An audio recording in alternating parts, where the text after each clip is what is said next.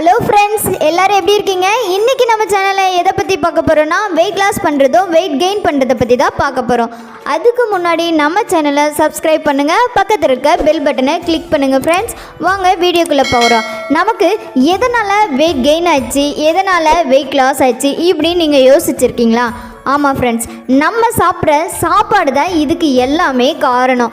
நம்ம எந்த லெவலில் கேலரியை நம்ம உடம்புக்கு எடுத்துக்கிறோமோ அந்த லெவலுக்கு ஏற்ற மாதிரி தான் நமக்கு வெயிட் லாஸ் ப்ராசஸும் வெயிட் கெயின் ப்ராசஸும் நடக்குது.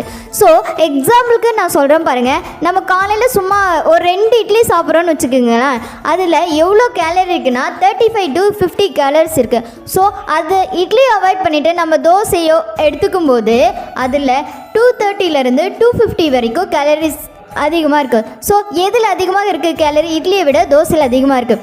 இது நமக்கு தெரிஞ்ச கேலரி.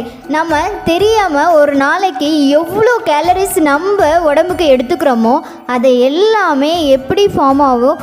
ஒரு ப்ரோட்டீனாக ஃபார்ம் ஆகும். கொழுப்புக்களாக நம்ம உடம்புல சேர்ந்து நல்ல கொழுப்புக்கள் எல்லாமே வெயிட் கெயின் பண்ணுறதுக்கு யூஸ் ஆகும். கெட்ட கொழுப்புகள் எல்லாமே நம்ம பாடியில் தங்கி நமக்கு கொலஸ்ட்ராலையும் பிபி சுகர் இந்த மாதிரி ப்ராப்ளத்தெல்லாம் உண்டாக்கிடும். ஸோ நம்ம பாடியை கரெக்டாக மெயின்டெனன்ஸாக வச்சுக்கணுன்னா நமக்கு தேவையானது மெயின் கேலரிஸ் தாங்க. அதுக்கு நம்ம பாடியில் பிஎம்ஆரை கரெக்டாக மெயின்டைன் பண்ணணும். ஸோ நம்ம பாடியை கரெக்டாக மெயின்டைன் பண்ணுறதுக்கு இப்போதைக்கு எல்லாருமே வெயிட் லாஸ் பண்ணுறவங்களும் வெயிட் கெயின் பண்ணுற பீப்புள்ஸும் ஹெர்பலைஃப் ஃபுட்டை சூஸ் பண்ணியிருக்கீங்க. ஸோ நீங்கள் எவ்வளோ கேலரி உள்ள ஃபுட்டை எடுத்துக்கணும், எவ்வளோ கேலரி உள்ள ஃபுட்டை அவாய்ட் பண்ணணும் அப்படின்ற இன்ஃபர்மேஷன் தெரியாமல் நீங்கள் நிறைய ஃபுட்டை இன்டேக் பண்ணிக்கிறீங்க. இதனால் உங்களுக்கு சரியான ரிசல்ட் கிடைக்கல. ஸோ நீங்கள் என்ன பண்ணணுன்னா, உங்கள் வெல்னஸ் கோச்சு எந்த மாதிரி கேலரி ஃபுட்டை மெயின்டைன் பண்ண சொல்கிறாரோ அந்த ஃபுட்டை மட்டும் நீங்கள் எடுத்து கண்ட்ரோலாக இருந்தீங்கன்னா உங்களுக்கு ஒரு கரெக்டான ரிசல்ட் கிடைக்கும். அதாவது ஒரு ஹியூமன் பாடிக்கு ஒரு நாளைக்கு தேவையான கேலரின்னு பார்த்தீங்கன்னா 1200 1800 வரையும்.